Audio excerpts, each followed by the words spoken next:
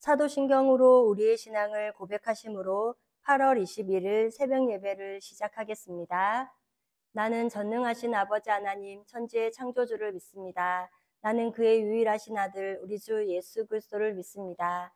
그는 성령으로 잉태되어 동정녀 마리아에게서 나시고 본디오 빌라도에게 고난을 받아 십자가에 못 박혀 죽으시고 장사된 지 사흘 만에 죽은 자 가운데서 다시 살아나셨으며 하늘에 오르시어 전능하신 아버지 하나님 우편에 앉아 계시다가 거기로부터 살아있는 자와 죽은 자를 심판하러 오십니다. 나는 성령을 믿으며 거룩한 공교회와 성도의 교제와 죄를 용서받는 것과 몸의 부활과 영생을 믿습니다. 아멘. 다 함께 찬송가 144장을 찬송하시겠습니다.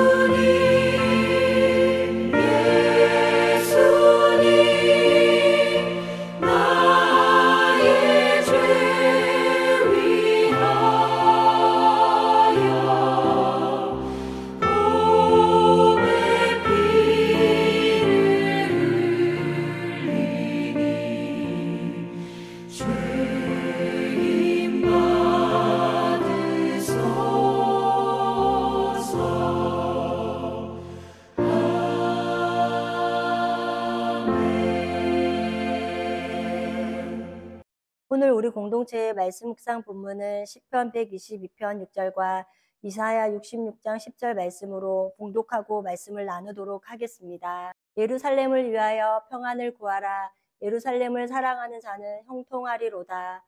이때로부터 예수 그리스도께서 자기가 예루살렘에 올라가 장로들과 대제사장들과 서기관들에게 많은 고난을 받고 죽임을 당하고 제3일에 살아나야 할 것을 제자들에게 비로소 나타내시니. 아멘. 오늘은 우리 코너스톤 형제 자매님들과 평화의 성읍 예루살렘 시리즈 말씀 중에 예수님의 죽으심과 부활 그리고 승천에 관한 말씀을 나누고자 합니다. 예수님은 예루살렘에서 고난 받으시고 죽으실 것과 예수님은 예루살렘에서 부활하실 것과 그리고 예수님은 예루살렘에서 승천하실 것을 말씀하셨습니다.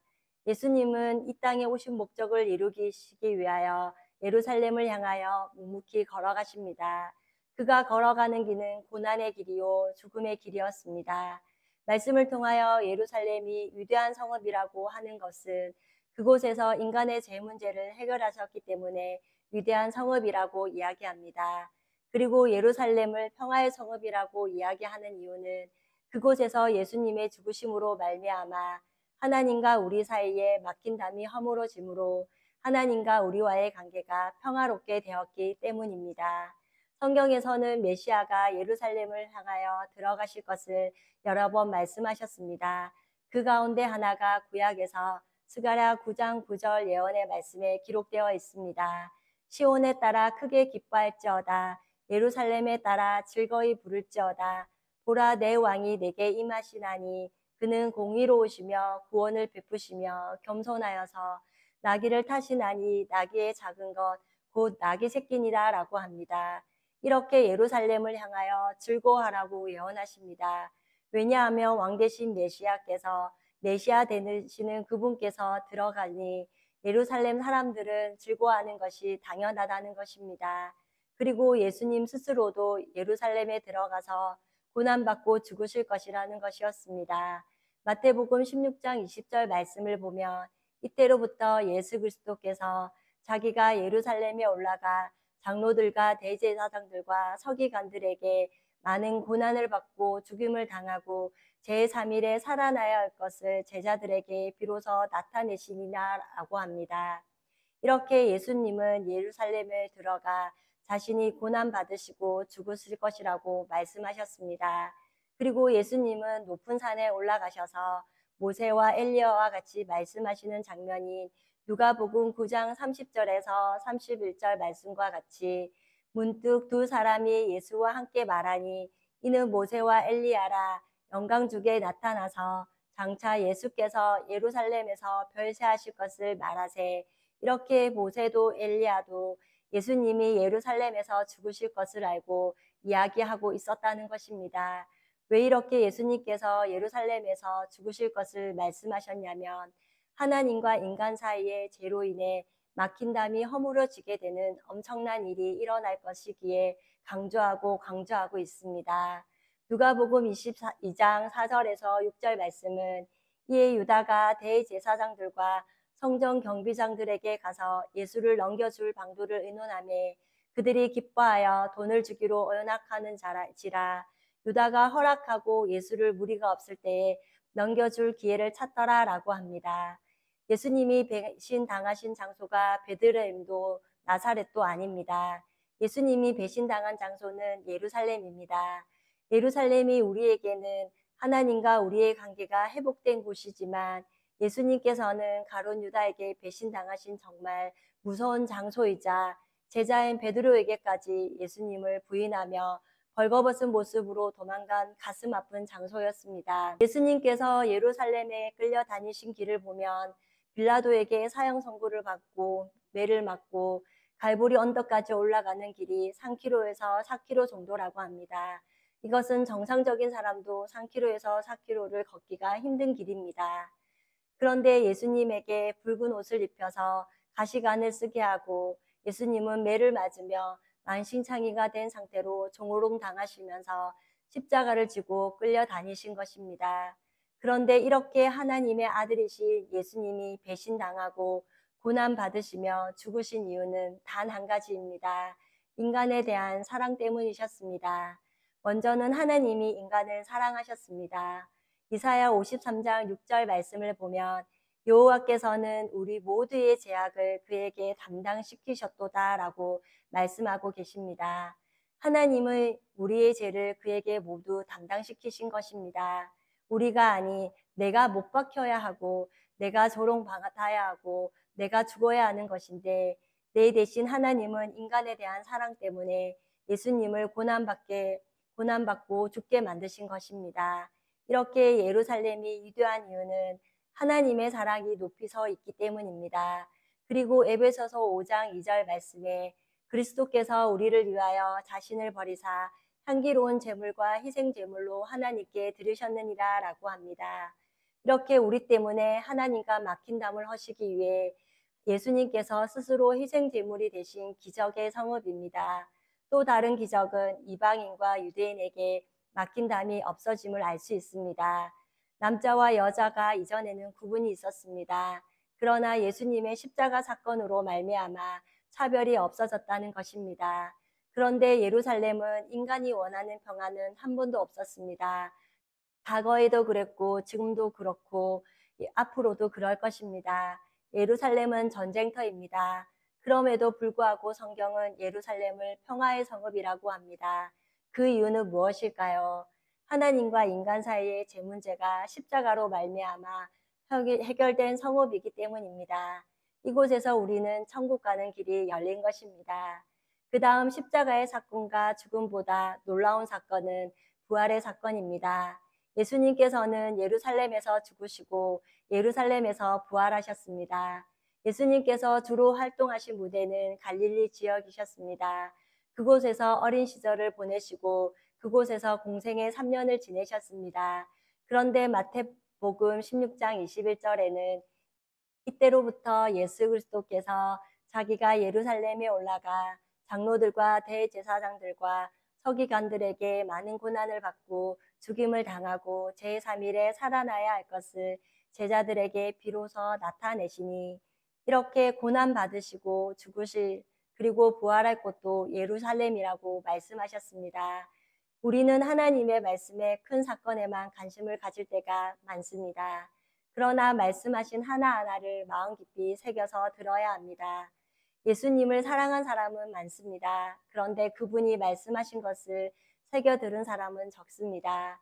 예수님은 제자들과 그리고 따라다녔던 여자들에게 내가 예루살렘으로 가서 고난받고 죽을 거다.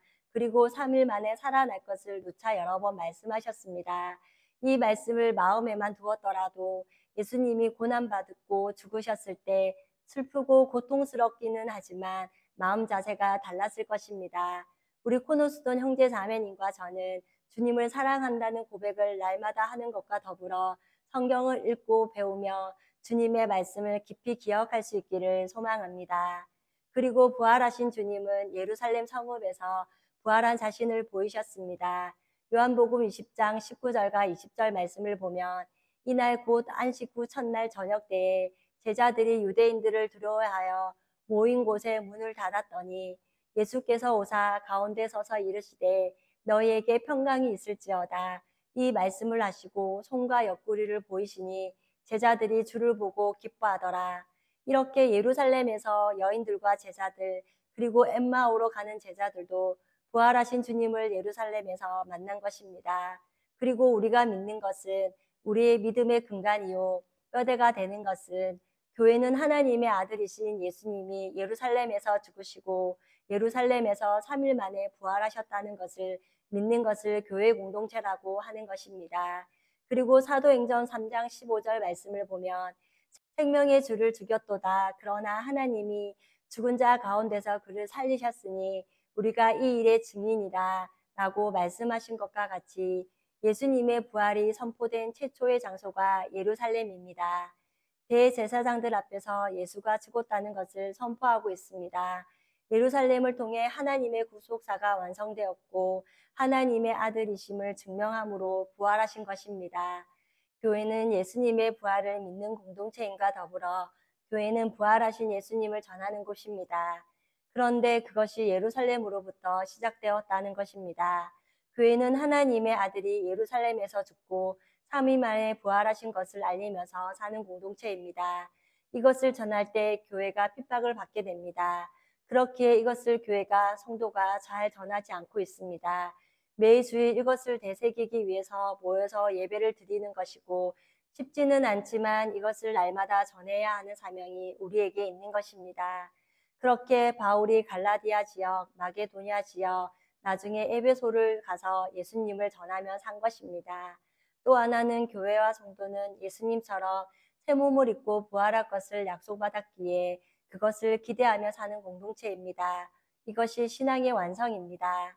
이것을 예수님과 제자들이 요한복음 5장 25절 말씀과 같이 진실로 진실로 너희에게 이르노니 죽은 자들이 하나님의 아들인 음성을 들을 때가 오나니 곧 이때라 듣는 자는 살아나니라 라고 말씀했던 것입니다.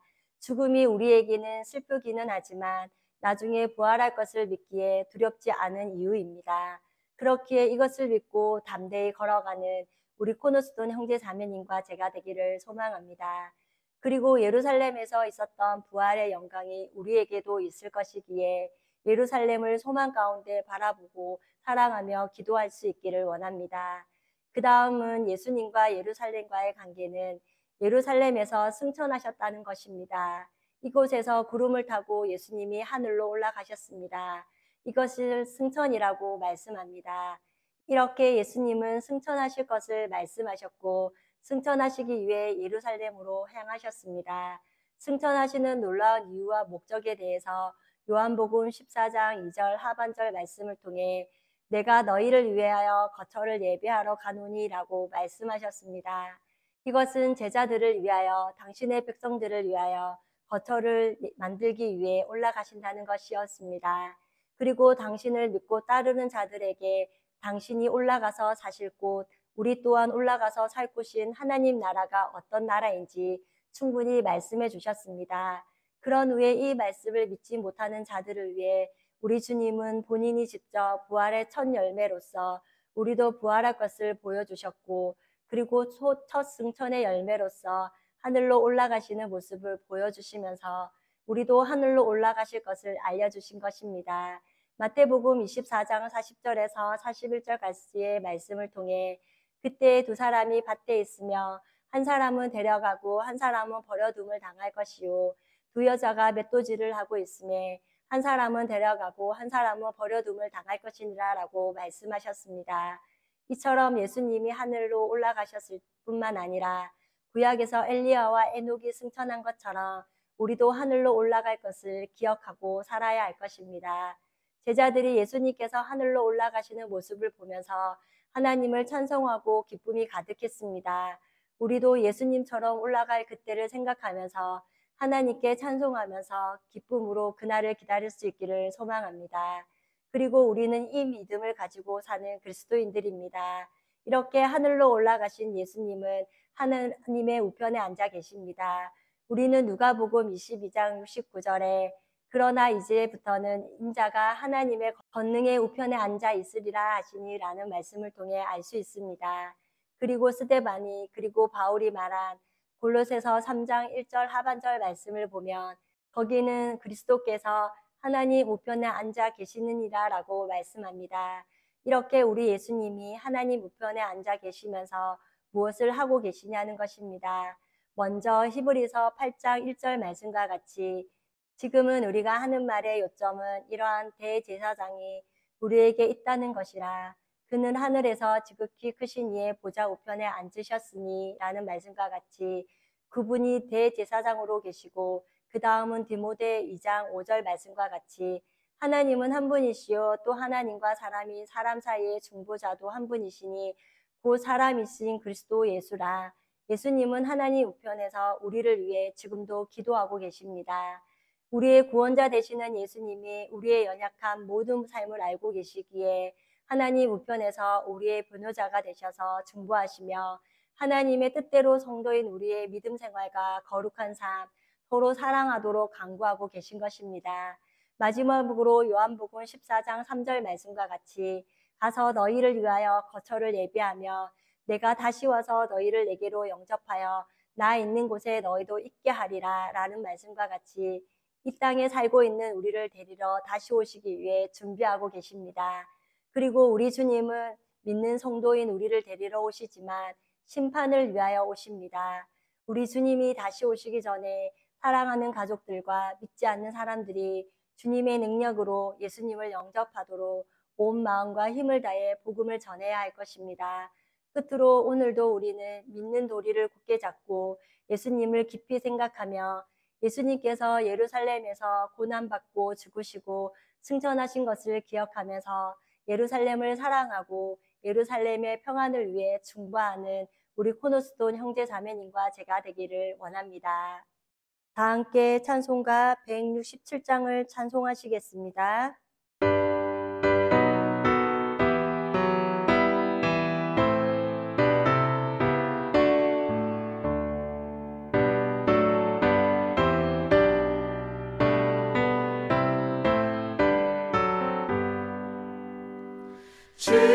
즐겁도다 이 날 세세의 할 말 사망 권세 깨고 하늘이 열려 죽은 자가 다시 살아나와서 생명의 주 예수 찬송하도다 즐겁도다 이 날 세세의 할 말 사망 권세 깨고 승리하셨네 부활하신 주님 나타나시니 천지 만물 모두 새 옷 입었네 꽃은 만발하고 잎이 우거져 승리하신 주를 찬송하도다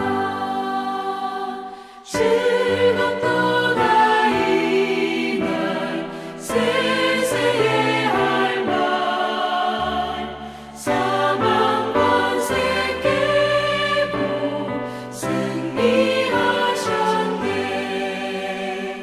생명의 주 예수 죽음 이기고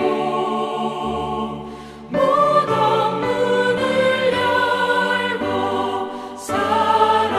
살아나셨네 주의 말씀대로 이루어져서 사흘 만에 다시 살아나셨네 즐겁도다 이 날 세세의 할 말 사망 권세 깨고 승리하셨네 아멘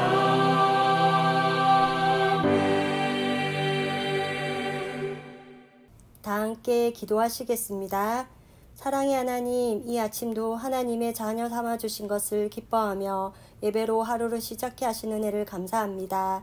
지난 12주 동안 평화의 성읍 예루살렘이라는 주제로 말씀을 듣게 하시고 오늘은 예수님께서 예루살렘에서 고난받고 죽으신 후 부활하셔서 승천하신 성읍에 관한 말씀을 다시금 나누었습니다. 인간의 죄 문제를 해결하기 위하여 예루살렘에서 배신과 고난 받으시고 죽으신 것을 감사하며 믿음으로 구원받은 것과 나를 위한 희생적 사랑을 기억하게 하옵소서. 그리고 하나님의 아들이신 예수님이 십자가에서 죽으시고 3일 만에 부활하신 것을 믿는 공동체가 교회임을 말씀을 통해 깨달았습니다. 그렇기에 교회와 성도로서 우리는 부활하신 예수님을 전하는 삶이 되게 하옵소서.